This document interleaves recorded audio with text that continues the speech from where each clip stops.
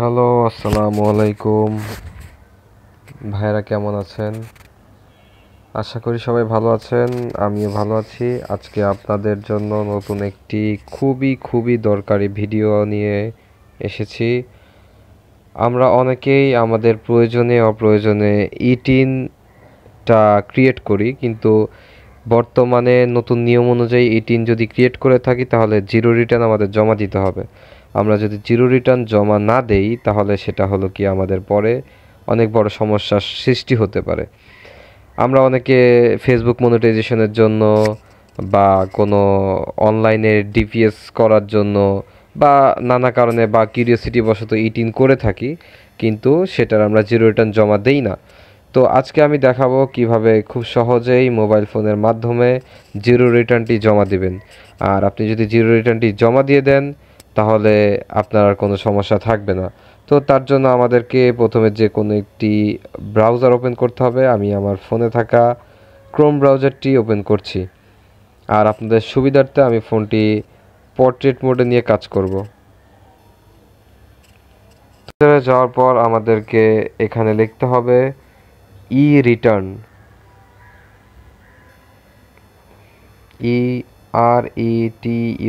ই return. প্রথমে যেটা আসবে সেটাই হলো কি আমরা ক্লিক করব। ক্লিক করার পরে দেখব আমাদের একদম সামনে ই রিটার্ন নামে একটি ওয়েবসাইট চলে এসেছে। দেখেন, ই রিটার্ন নামে ওয়েবসাইট। আমরা এখানে ক্লিক করব। ওকে, ফাইন। দেখেন, ই রিটার্ন যে এখানে ওয়েবসাইটটা এসেছে, এখান থেকে আমরা ই রিটার্ন নামে যে ঘরটা আছে, এখানে দেখেন তিনটা ঘর আছে, একটা ই-টিন, একটা ই রিটার্ন, একটা ই রিটার্ন ভেরিফাই, আর একটা ই রিটার্নাল লেজার, ই ট্যাক্স পেমেন্ট, ই ট্যাক্স সার্ভিস। এখান থেকে আমরা এই দ্বিতীয়টা ই রিটার্নে ক্লিক করব। এখানে আপনি যদি আগে থেকে রেজিস্ট্রেশন করে থাকেন তাহলে আই অ্যাম অলরেডি রেজিস্টার্ড এই বাটনে ক্লিক করবেন। আর যদি আপনি আগে রেজিস্ট্রেশন করে না থাকেন তাহলে I am not yet registered এখানে ক্লিক করবেন। আর I am not yet registered যদি দেন তাহলে আপনাকে নতুন করে আপনার রেজিস্ট্রেশন করতে হবে। রেজিস্ট্রেশন করার পরই আপনি একটা ই-টিন নাম্বার পাবেন, একটা ইউজার নেম পাবেন এবং একটি পাসওয়ার্ড পাবেন। আমার যেহেতু আগে থেকে ই-টিন রেজিস্ট্রেশন করা আছে তাই আমি একটা ইউজার নেম এবং একটি পাসওয়ার্ড পেয়েছি। তাই আমি আই অ্যাম অলরেডি রেজিস্টার্ডে ক্লিক করব। দেখেন, এবার আমাদের নতুন একটা পেজ চলে আসলো। এখানে আমার টিন নাম্বারটা দিতে হবে এবং আমার পাসওয়ার্ডটা দিতে হবে এবং এখানে যে ক্যাপচা আছে সেই ক্যাপচাটা ফিল আপ করে সাইন ইনে ক্লিক করতে হবে। আর যদি এখান থেকে আপনি আপনার পাসওয়ার্ডটা ভুলে যান তাহলে ফরগেট পাসওয়ার্ড দিয়ে আপনার মোবাইলে একটা ওটিপি কোড যাবে। কোডের মাধ্যমে আপনি আপনার পাসওয়ার্ডটা চেঞ্জ করে নিতে পারেন অ্যান্ড আপনি চাইলে আপনার মোবাইল নাম্বারটাও চেঞ্জ করতে পারেন। ওকে, ফাইন। আমরা এখানে আমার ই-টিন নাম্বারটা এখানে দিয়ে দিব। সাধারণত ই-টিন নাম্বার 15 ডিজিটের থাকে। তো আমি আমার 15 ডিজিটের ই-টিন নাম্বারটা দিয়ে দিচ্ছি। এখানে দেখেন,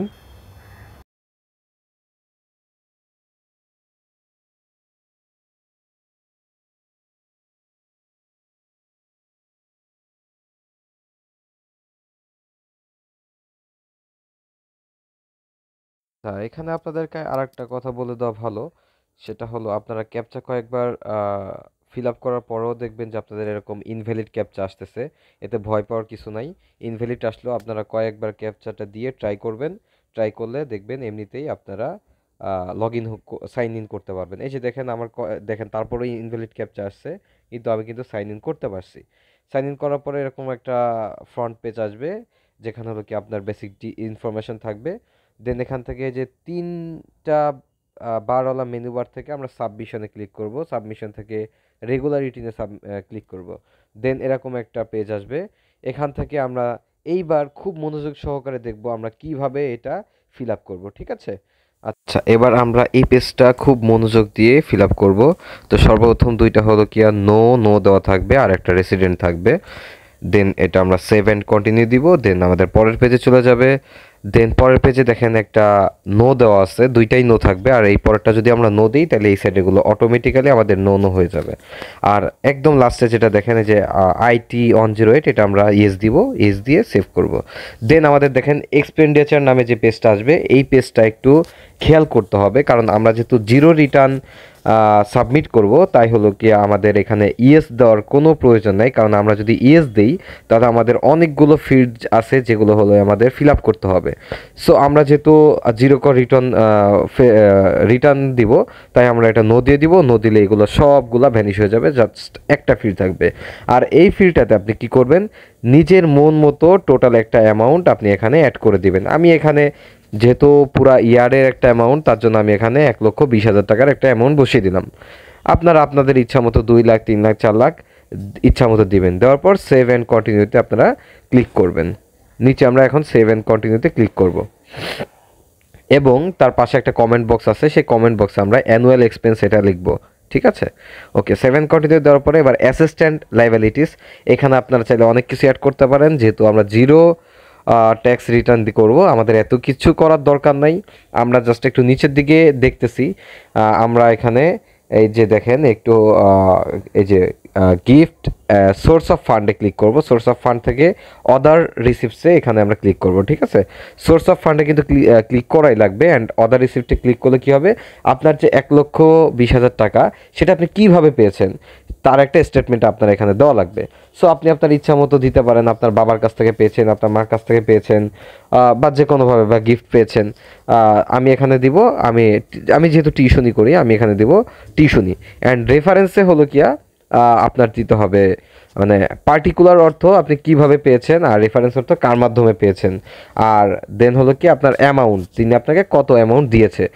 এখন এখানে আপনার একটা হিসাব ঠিক রাখতে হবে, সেটা হলো কি আপনি মোট অ্যানুয়াল এক্সপেন্স দিয়েছেন 1,20,000 টাকা, এবং আপনি যে টাকাটা পাবেন আপনার বাবা দেখ বা মা দেখ, সেই টাকাটাও সেম রাখতে হবে।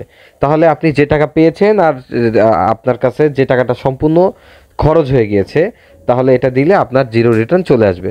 বাট আপনি যদি এখানে কম বেশ রাখেন তাহলে কিন্তু আপনার এক্সট্রা টাকা থাকবে, এবং সেই টাকার উপরে কিন্তু আপনার ট্যাক্স পে করতে হবে।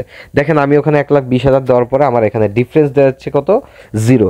আর যখনই ডিফারেন্সটা 0 থাকবে তার মানে আপনার ক্যালকুলেশন ঠিক আছে এবং আপনার কোনো ট্যাক্স পেমেন্ট করা লাগবে না। আমি কি বোঝাতে পেরেছি?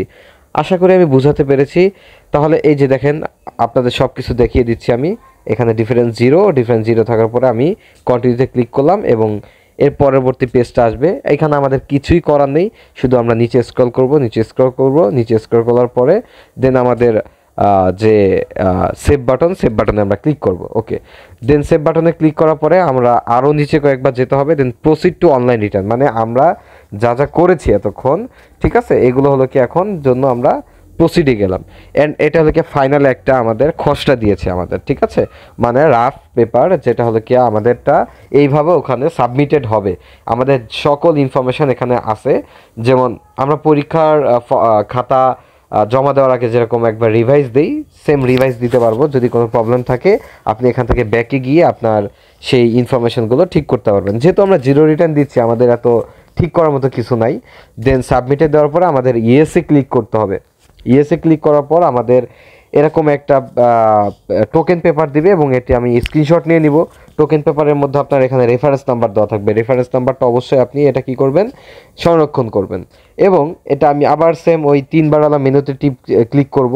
একবার ট্যাক্স রেকর্ডে ক্লিক করতে হবে, ট্যাক্স রেকর্ড থেকে অ্যাকনোলেজমেন্ট স্লিপে ক্লিক করতে হবে। অ্যাকনোলেজমেন্ট স্লিপে ক্লিক করলে আপনার যে এটা যে সাবমিটেড হয়েছে তার একটা প্রমাণ স্বরূপ, এই যে এটা হলো কি তার প্রমাণ, ঠিক আছে, এটা হলো কি আপনার প্রমাণ যে আপনি একটি জিরো রিটার্ন আপনি সাবমিট করেছেন, এবং এটা হলো কি অফিসে একটা ফাইল হিসেবে জমা হয়েছে। এইভাবে আপনি ফুল প্রসেস করে ফেলে এটা দিয়ে আপনি সব কাজ করতে পারবেন, আর কোনো সমস্যা নেই। আর তাহলে এইভাবে খুব সহজেই এটা আপনি ডাউনলোড করে নেবেন, ডাউনলোড করে সেভ করে রাখতে পারেন চাইলে। এভাবে খুব সহজেই জিরো রিটার্ন দিতে পারবেন আপনি। কোথাও বুঝতে অসুবিধা হলে আমাকে কমেন্ট করে জানাবেন। আর আমার সাথে থাকার জন্য আপনাদেরকে অসংখ্য ধন্যবাদ। আসসালামু আলাইকুম।